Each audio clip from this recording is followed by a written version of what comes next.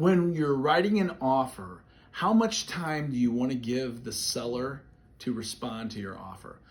Well, a lot of that depends on what time of year and how is the market. Now, in a hotter market where the property is a newer listing and is a little fresher, I would want to have a smaller response time. Now, it's probably not realistic in most situations to say, I'd like an answer in the next 45 minutes because you don't know, the listing agent may have to get a hold of the sellers. Now, if you have a conversation with the listing agent and you say, hey, I'm going to be writing an offer, are the sellers going to be available if we ask for a quick response time? That's one way to handle it when you're in a really hot market.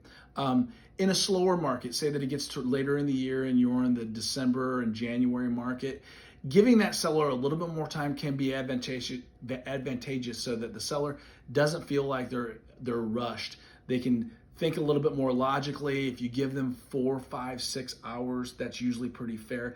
I really would never give a response time with somebody overnight to think about it, unless it was a situation where it was a corporate relo, or if it was a repo, or if it was a situation there where it was an estate and there were multiple people that needed to be contacted. But giving that overnight time allows for another offer to come in, and any time during the offer until it is signed by both parties and delivered back to buyer and seller's agent, you don't have a deal. So you want to make sure that you're getting those signatures on the contracts as quickly as you can.